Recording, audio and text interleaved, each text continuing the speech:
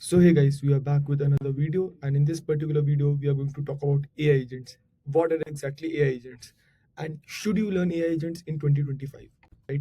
So the first thing that we need to talk about is what exactly are AI agents. So a lot of posts you must have seen throughout the starting of year of 2025 that will take over all the things in the coming year, but it's already been 4 months and I don't see anything close happening to that.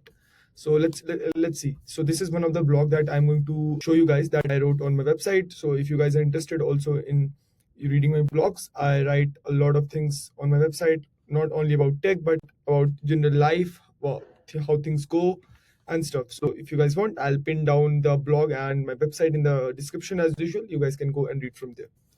So what exactly is the things that LLM can't do right now is that they can't take actions, right? They can just suggest you what you need to do and they can't take actions. You have to take them at your own, right? But what if an action is a thing which is not capable by LLM, has been made capable by integrating it with a thing called agent by using software engineering, right? So what exactly is an action? So an action means doing something that will change your current situation, right? Like booking a flight or paying a bill, not just only talking about it, right? So that is what exactly these AI agents are doing. They don't just tell you what you need to do, but also do that thing, right? So for example, Google Flights API, you can call this API using software engineering and book flights, or you can tell your model that okay, I need to use this API and these are the flights that I need to book, and the AI agent does that for you. Simple as that, right? It feels like that robotic movies we see that okay, robot is doing everything for you. Similar are AI agent. Okay? So suppose it uses a Google Flight API at the backend. Now how it is going to work? Suppose you integrate GPT model with this Google Flight API.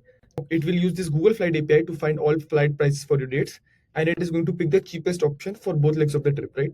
Now it is going to ask you, are you done? Is this the final flight you want to book? If you say yes, it is going to add the two prices using calculator tool, give you the total cost, and book the flights for you. Obviously, it will require all the information for you. Now you will ask me, but dude, how are these functions working? So here comes the fun part. You are the one who create these functions, okay? So there are a lot of AI agents that are in the market right now. RAG agent, unit converter agent, social media agent that is going to, post about you, blah blah blah. You just need to provide data function that is going to post things for you, and in that function, you just need to tell it how this function actually works, and that model is going to automatically understand and execute that. Okay. Now, are we using some different models in this whole thing? No, we are not. We are just doing a simple prompt engineering and software engineering at the back end here. Think like this. The model is only telling you that okay, you have given me 5 functions and you want to do a social media post. So obviously you are going to use this social media function, right? Now you will say that so model is actually executing the thing. No, model is actually not executing. Model is telling we need to do this, and at the back end, your whole machine is executing that thing, right? It is basic software engineering. The model is telling you okay, you need to execute this, and at the back end you are doing a engineering like this, that you're going to extract that function and match it with the most closest one and execute that. Okay. So let's do like this. What's the cheapest way to fly from Delhi to Bali next week? So LLM says that I need live flight prices and way to Edinburgh. Let me check which tools I have. And it realizes it has this flight tool, calculator tool, or it has an option, none. There is no tool needed, right? My own knowledge is more than enough. Then the LLM tells what tool to use, search Delhi to Bali flights. The input returns raw data, okay? It is going to return you Delhi to Bali in that function, and that function is being run in your machine. Once you have got the results, 18,500, 20,000 return, the LLM checks if it needs more step. If yes, it loops back to that first thing, thought plus action.